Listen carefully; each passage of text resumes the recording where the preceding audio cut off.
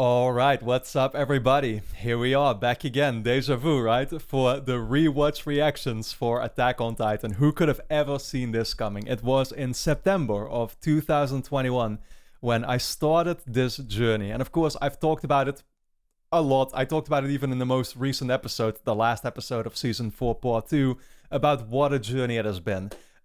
For me, I realized very well that letting go, there is nothing wrong with that. At some point, you have to let something go. You have to accept that like something is coming to an end. Of course, we're still gonna be in for part three, coming up next year. So I'm super looking forward to that. Of course, that will just be, 8 episodes or so, and then we're gonna be done with the journey overall. But it's also just this thing of like, man, especially with a show as deep and complex as this has been, some things you just don't want to let go, right? And especially hearing from people how fantastic, and of course I know that myself as well, but how fantastic the replay value for a show like this must be. I really had that urge, like I just want to go through it another time, and I just want to revisit, especially like the very first episodes, the older seasons, see what the hints, there's so many hints that I've constantly heard people talk about, right? Like I've gotten comments like that so many times telling me like, oh, there's something you missed here, but you wouldn't be able to get it anyway. And it's like, now for the very first time, I will actually be able to understand what people are talking about. I know there are so many details, so many actual like regular details in the storyline that kind of would go lost on me because I was so it was already such a big task to just basically keep track of the main questions in the storyline and the main characters in there. But I know that, like, for example, back in season 1, people would talk about all these side characters as well a lot. Like, you had Petra or something, I think she was called, right? And, like, that was maybe towards the end of season 1 where she died, I think. I'm not sure anymore exactly, people. But, I constantly kept reading these comments about people talking about details, and I'm like, dude, in all honesty, I'm sorry for saying it, but like I barely even noticed the character in the show. You know what I mean? And it's just because, once again, there is so much going on and it's impossible to keep track of it all. And it's like, I think now having the overview that I have, knowing the characters already so well in and out, it's going to be much more easy for me on one hand to keep track of the subtle details going on now too, and kind of like probably get way more out of it, right? But at the same time, of course, it's going to be so fun seeing the hints and the little, the parts of foreshadowing, right? I'm sure that like anytime Reiner or Berthold or Annie is going to start talking now in season 1, I'm going to be laughing my ass off, realizing what they're talking about. All that kind of stuff, right? I can't wait. I literally can't wait to just dive back in, see how it compares now, right? And at the same time, it will be simply a possibility for us to continue the conversations about Attack on Titan. And of course, all kind of like, I don't know what the right expression is, but like, all cards are on the table now, at least up to season 4, part 2, of course. Do not talk about anything further than that. But like, I will just be completely fine with people, obviously, talking about anything that happens during the show and comparing it to moments that are happening in the episodes that we're going to be watching now as well, right? It's so cool because I still, we're just going to kind of continue the conversation, like I said. And so coming right off of the finale for season 4, part 2 as well, I had, such great comments that gave me a different kind of insight once again, or maybe, I guess, think a little bit in a different way, where I think all this time I've basically said that like I wasn't really on board with either of the plans, right? Not necessarily the euthanization plan, although I kind of found it noble in a way. I wasn't on board with what Eren was doing, but at the same time, I kind of still understood it, of course. I wasn't really on board with the Survey Corps, or whatever you want to call it, right? But like our main guys now trying to stop him, because it's like, okay, where do we go then? But it's so easy for me to say that at the same time, I guess. It's so easy to just be like, oh yeah, I'm just going to be observing here, right? But none of these plans are moral or justifiable or something, when really all of them are, when you think about it. And I had this comment that was especially sort of explaining Aaron's situation and his thought process. And one of the messages that last episode was supposed to kind of bring across, which hadn't even necessarily crossed my mind, although I think subconsciously I was already starting to become aware of that a couple episodes back. Because, for example, like what it essentially talked about, and, you know, like shout out to the people over on Patreon who give me this type of input because it's fantastic. But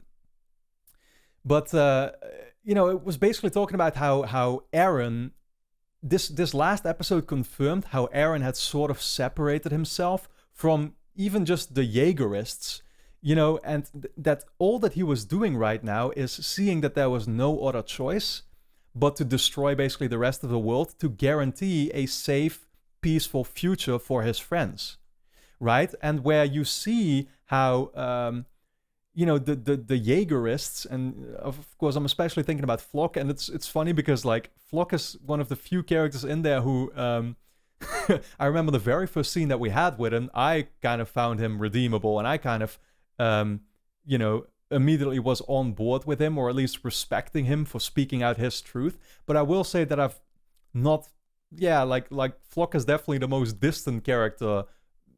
He kind of seems like that for me right now, just because like his behavior seemed very sadistic. Like he was getting real joy seemingly out of world domination, or out of, you know, just like destroying other people, right? And, you know, like executing, for example, Onyan Capone or whatever he was planning to do there, right? And I think, again, that the comment kind of talked about, I mean, we see Aaron, who is, you know, there was that scene with the refugees or whatever, right, who they were drinking with, and Aaron is just up there crying, and Mikasa finds him there. And what it basically shows is like Aaron realizes that he has no choice but to kill these people, because there's no way for the Eldians to live peacefully again. Yeah, like with other guys, regular people that are not Eldians still being present in the world.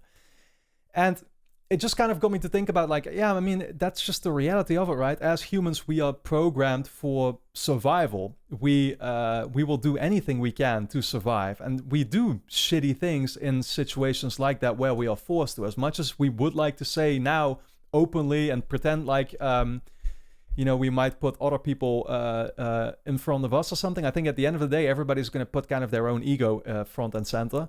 Again, it's just like a reality of the situation and how we are programmed to be. And, you know, again, it was just talking about how Aaron was there, literally just all that he wanted is to ensure security and peace for his people. And, you know, like kind of for himself, but of course he will be sacrificed. He will have to sacrifice himself at the end because he only has 4 years to live.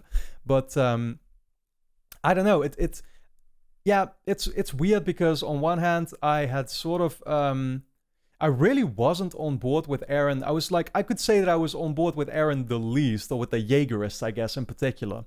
It just didn't feel right, if that makes sense. But even I hadn't necessarily thought it through too much. And with him talking about already wanting to, of course, wipe the memories from all the other Eldians so they wouldn't have to suffer from, you know, with the thought of like what they did here. Yeah, and then also somebody explaining it in this way, where like he was kind of, yeah, again, he was doing what the only thing that seemed right to him, right? And like again, it's this thing of like it's easy to root for the other guys who are trying to stop him because they just don't feel that it's right. But at the same time, it's like, then what? It's already become clear that it's just not possible to have a situation where the both of you can exist, both the Eldians and the regular people, right? That are not cursed in this particular way. There will always be suffering. There will always be oppression. Once the Titans have sort of like served their purpose and, you know, technology has caught up with them, which has been mentioned a couple of times too, it's just like, I keep forgetting the expressions, but it's just like open season, I guess, on them, right? Like they you know, the regular people can start doing what they want with the Eldians, whether that is to exterminate them all, or whether it's, once again, still to just put them in these camps or whatever to make them pay for their ancestors' history, I guess. It's like, you know, that there is no possibility of the both of them surviving at the same time. At least peacefully, like I said. And so Aaron feels like he is doing what he must do. And so, yeah, I guess the one thing that I'm saying is like, I'm not I'm still not Team Aaron, but it made me understand his perspective a lot more, and also realizing that he was kind of separating himself from the Jaegerists, for example. Yeah, that I like that sort of prospect too, because it was very hard for me, especially to, for example, feel like I was on board with what Flock was doing and how he kind of stood in the situation, even though he might have still very much had the same viewpoints, but like he was getting seemingly. With Aaron, you never knew, like, are you actually getting enjoyment out of this dude, or what are you doing, right? Especially with that conversation with Armin and Mikasa, which became clear later on. He also did that just because he had to. It wasn't that he meant it. He actually still cares for them a lot, right? And so it's made me all in all warm up to Aaron a lot more in that final episode, and I absolutely loved catching up on like, again, what people sort of extra clued me in on after that episode. And in general, of course, the episode itself already did give me those vibes, and I started to understand it a lot more. So it's funny how we're here starting rewatch reactions for season 1, episode 1, and here I am doing a 10-minute intro reflecting on, of course, what we actually saw happen at the very end of the show previously. But what can I say, guys? I mean, like I said, we're going to be diving back in to season 1. We're going to be seeing where it all started and how what foreshadowing was there. Like I said, I really do also want to say that, like, I want this new series now to be even more interactive. I want to have even more discussions with you all directly, and of course, I especially mean my patrons with that. I'm looking forward to kind of reading more comments from them. I gotta say, like, I also feel, as weird as it may sound, that there's even more pressure on me now, somehow, because if I'm gonna be missing any of the foreshadowing or any of those details now, it's like, dude, what are you doing, right? It's like, that's why I'm like, I want to make sure that I get everything and that I don't miss stuff like that, but I'm sure that I still will. So please do keep, of course, keep in touch with me and clue me in on certain things if I do miss them. And this time around, we can actually talk about the full scope of it. So that will be very nice for a change. And I will obviously be addressing all those things in the intros, as well as the outros, for these videos. And we're just gonna continue the hype a little bit longer, continue the conversation longer, because this is a show that deserves that too, right? It's a show that, and I said it plenty of times, I think, while watching it for the first time. Although, of course, there will never be an experience as great as watching it for the first time. It's a show that requires or, deserves for you to continue talking about it and reflecting on it. For many more times to come. And rewatching will surely give you even more out of it. So, again, I'm looking very much forward to that. Couple more things that I should probably get out of the way real quick. So, I already reacted separately in an extra video that I decided to do to the opening and the ending parts for the very first season. I just put that up on Patreon, so you can watch it if you want right now. I'm going to be doing more of those bonus content type of things too. People asked me to do, for example, some like maybe character tier list video at some point down the line. There's still 2 more OVAs that I need to check out by the time we finish season 1, so I'm looking forward to finally catching up on those. There's one that I know has some type of cooking thing involved, I think with Jean, but I'm not sure what it's going to be about. I never got around to watching those, and I figured now with the rewatch, it would be the perfect opportunity for me to do so. So, I'm looking forward to that. And I think, again, then we're kind of ready to dive in. We're going to be, of course, watching the very first episode now here once again. What do I still remember about it? I feel like I remember that one pretty vividly, also because I just ended up watching my reaction to it a couple of times in the span of having actually watched the show in its entirety for the first time.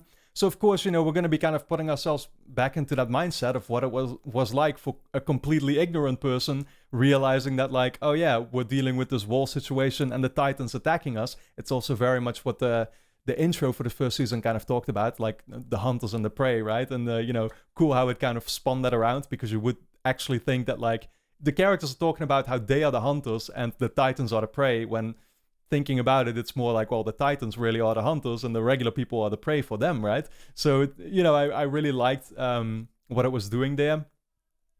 But yeah, like what do I still remember? I mean, Aaron's mom is obviously going to get killed by the end.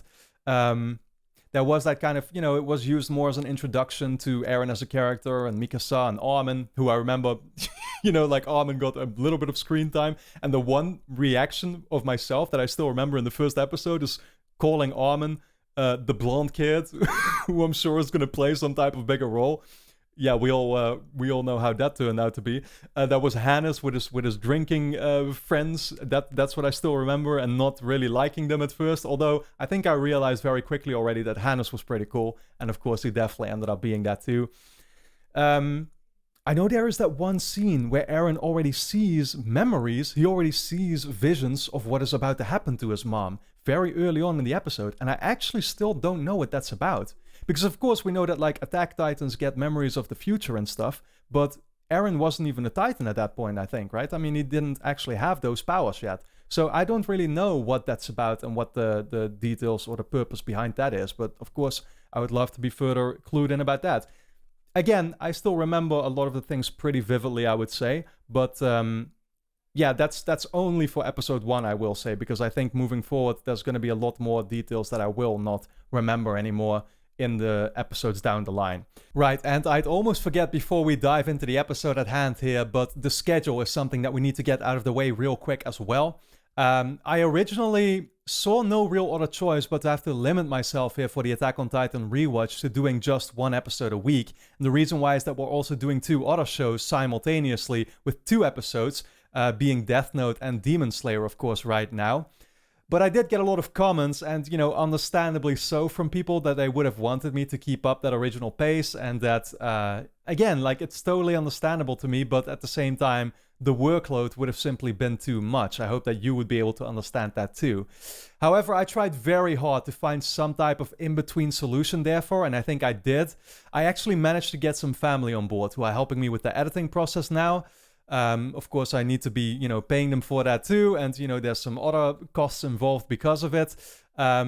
Therefore, what I've decided to do is that over on YouTube, we're going to be doing that 1 episode a week every Wednesday. That's when you can expect new episodes to be uploaded. Over on Patreon, I've managed to, you know, make sure that we can actually do an additional bonus episode every week as well.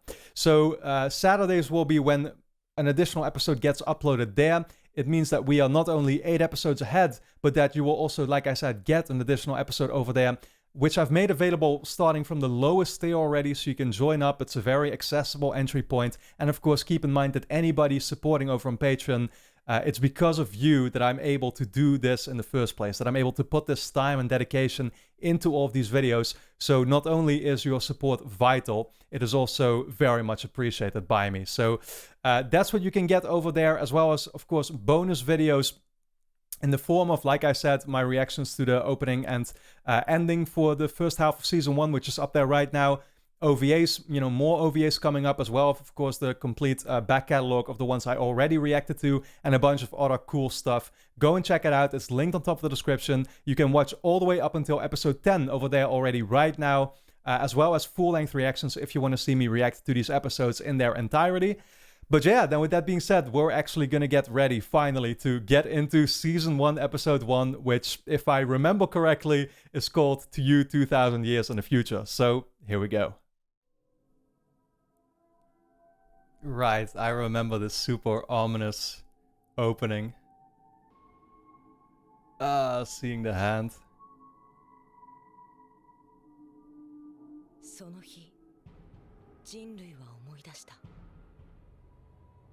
Yeah, of course, this is a very reminiscent shot to the most recent episode. I noticed that immediately. Yeah, come in, Berthold.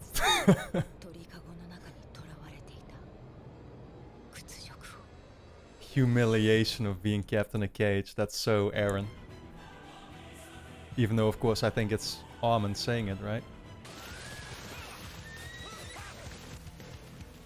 This is once again just so great. Oh shit. I could have never realized how important Erwin was going to be, and that even was Erwin, of course, the first time. Is this Keith? I think it is, right? Yeah, I remember, of course, seeing that maneuver gear first time in action. which already looked fascinating from the start. The power of humanity. And then that intro. What a great first couple minutes. Oh, this song too is so nostalgic.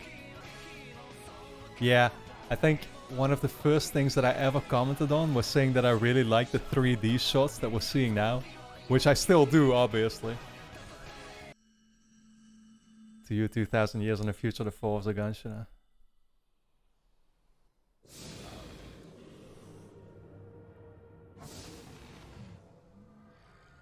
Toys? That was Dinah, the mom, of course, being eaten. Yeah, I still don't know what that's about.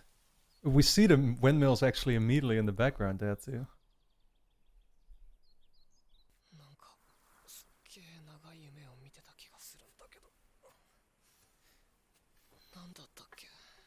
Feels like he had a really long dream. That's the very first scene. So interesting. Like, what were those memories? I mean, obviously they were visions from the future he was seeing, but he wasn't the attack titan here yet, like I talked about.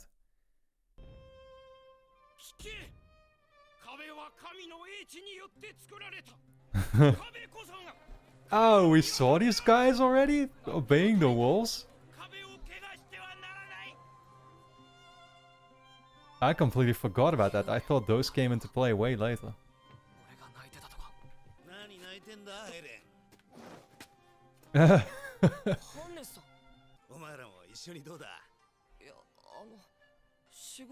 Yo, why is Hannes asking, what, like a 13-year-old to go drink with him?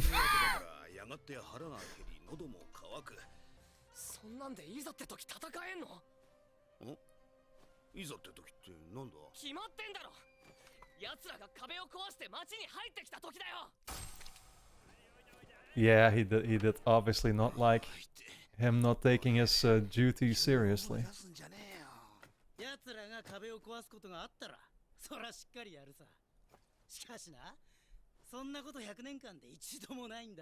So, okay, they really had not been breached for that long of a time then, right? But I think it was like 100 years ago when they had their memories wiped, wasn't it?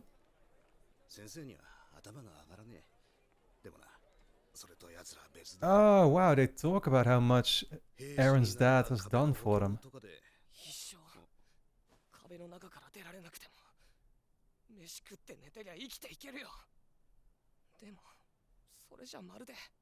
Just like cattle. Oh, yep, literally that. Trust me, I did not remember that he was going to say that line just like that. But it's still so in line with everything he talks about. You can just predict what he's going to say. Wow, I did not really remember much of that conversation, I gotta say. I'm surprised by that.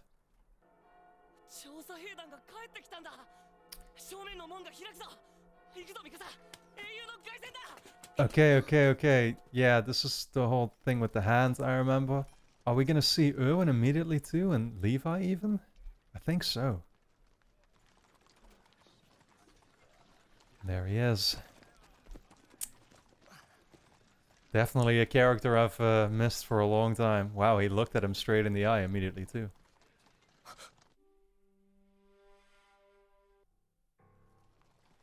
Yeah, I think that is Keith right there with hair, right?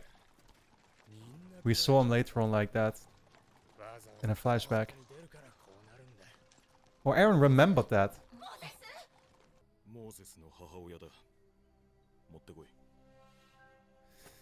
Yeah, R.I.P. Moses.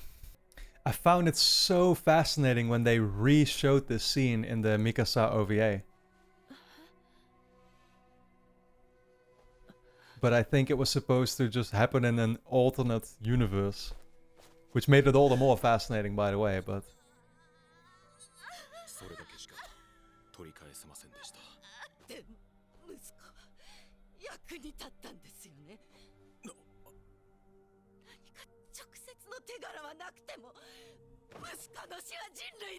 Yeah, all she wants to know is that it was a worthy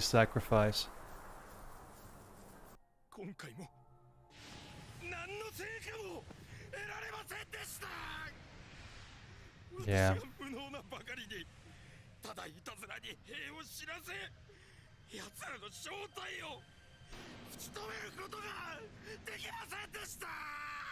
It's actually really great how they immediately focused so much on the hopelessness of the situation and just like the complete ignorance that these people... Yeah, right, the taxes. But they just were so desperate in this whole situation. and Mikasa is always protecting Eren against himself.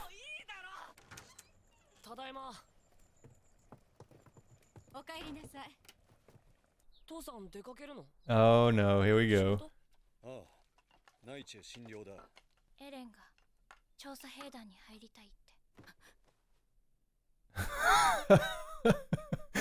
You gotta love that, like, slight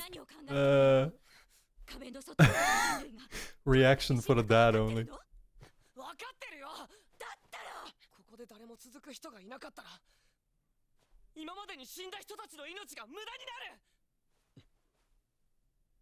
So one thing that I actually wonder is, like, did Grisha already see like a vision before this, knowing where Eren was gonna end up? Or was it literally happening now in this moment for the first time?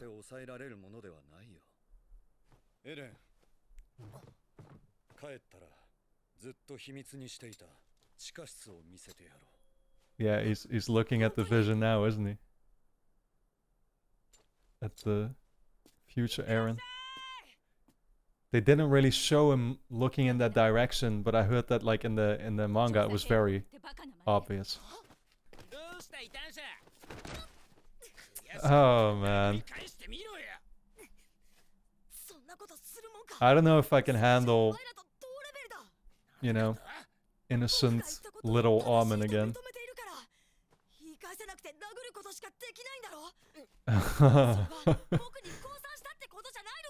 Isn't that literally what he kind of said? That's what he said in that later moment.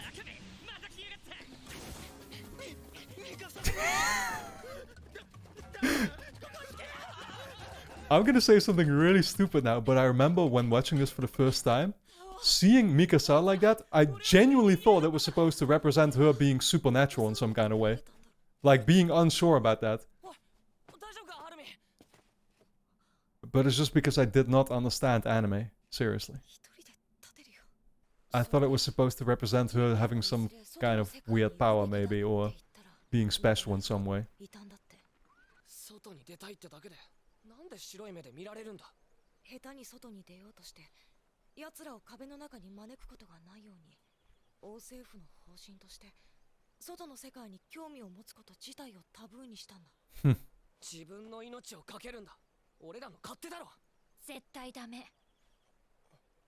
It's crazy how well everything they talk about still fits. It's so in line with their characters later on still.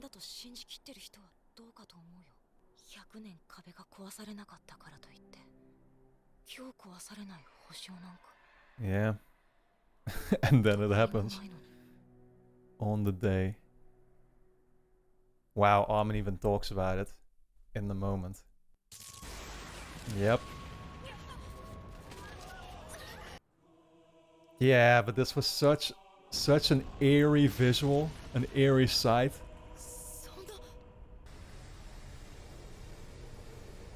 And that's the moment they knew they were fucked.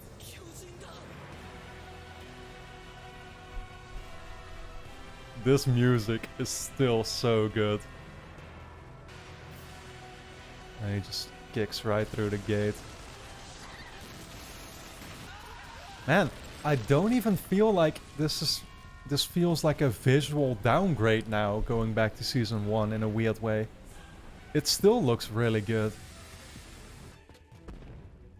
Oh yeah. I think I commented on the crazy smiles these guys had.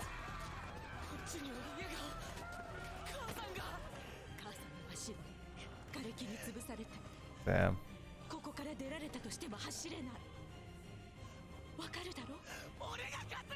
Yeah, there was no... There goes Aaron's unrealistic ambition, thinking he could carry his mom.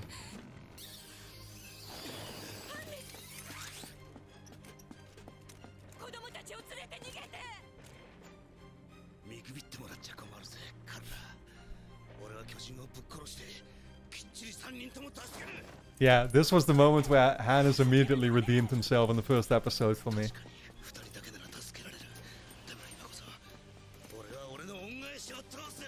Right, so that's what he talked about with Aaron's dad meaning so much to him. This makes so much sense. Didn't get that the first time around. This haunted the fuck out of me.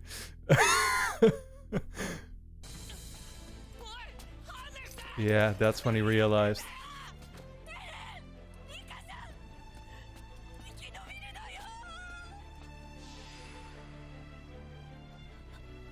Always seeing a memory, that's a recurring theme too.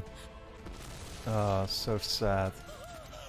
And then obviously there's the irony of this being Grisha's previous wife eating his current wife.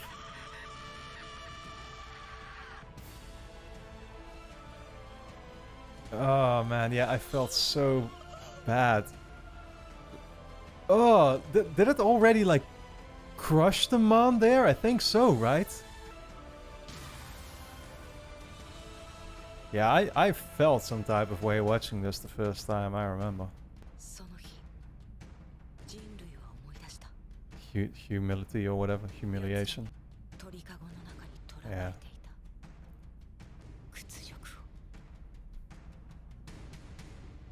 This episode is still as great as I remember it. Maybe even better now the second time. Yeah, honestly, I'm already so feeling this again. Like, I'm so, in a weird way, happy or whatever to be back here and to just kind of get to relive it, and through a different lens this time around, where I actually am able to truly take in a lot more detail, I feel. Because there were some parts of this episode that, like, I did not...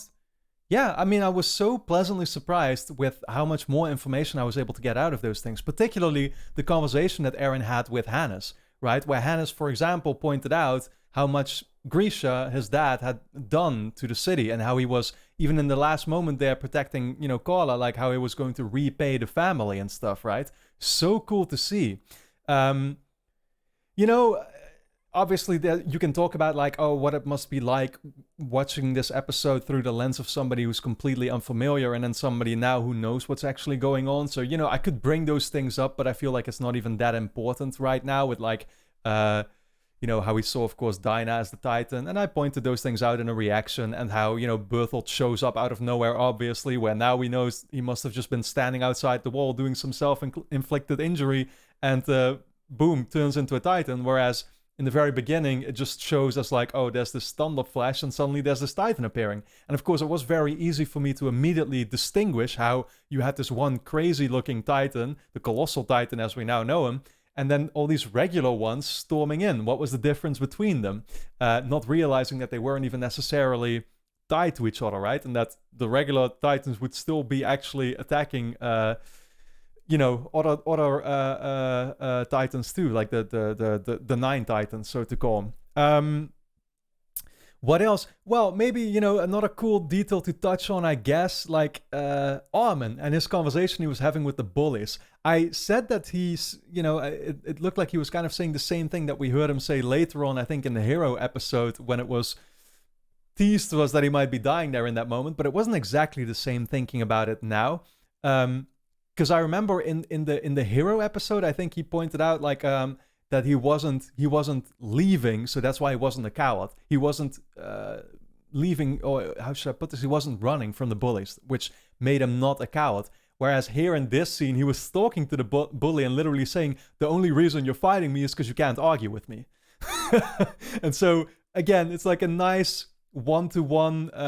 It's comparable, but it's not the same thing, you know. And I think once again, it's cool to look at those things in hindsight. You can talk about, you know, all the conversations that Eren and Mikasa Armin have with each other, and how they're still so in line with their characters. That's something that I also talked about with their characters later on. I mean, it's also something that I talked about while rewatching and kind of listening to the lyrics for the ending part, for example, which I put up over on Patreon as a bonus, like I said, where it shows Mikasa's, that one especially focuses sort of on like Mikasa's struggle, right, and the feeling of hopelessness that she always felt. That hopelessness in itself also was very much still a theme here, right, with how it focused on the Survey Corps coming back and showing that hand, and the mom who just, Moses' mom, who just wanted to know that her son's, like sacrifice was or that it was like a worthy sacrifice, essentially, right? That what he did wasn't in vain. But that's the thing, these guys are just living a very hopeless situation. And that's why later on we obviously get into the whole storyline of like, okay, let's actually figure out the truth. I mean, that had been Erwin's goal all this time, but it just took a lot of time to make any progress there. And it wasn't, I think, really until they had a Titan in their possession with Eren that they finally were able to sort of like start uncovering that puzzle. Because I already forgot, but how many expeditions did they do? How many expedition was this that they just came back from? It might have already been like the 50th one or something like that, right? Maybe more, maybe a little bit less, but like it was around that number, I remember, or even maybe 100 eventually, or whatever that they would end up doing. I don't even know anymore, but they did a lot of those, and most of the time they were just completely fruitless. So like this one was, where we saw Keith there actually screaming like that they didn't learn anything at all, and that it was all in vain. Fantastic. Absolutely fantastic to see this now and to understand fully what is going on. Again, as a first-time viewer, you can't even completely process everything because there's so much new information to take in. And so I really enjoyed it. I'm sure that there might still be some details that I did not even catch. So once again, clue me in on those, and I'll make sure to still bring them up in upcoming intros.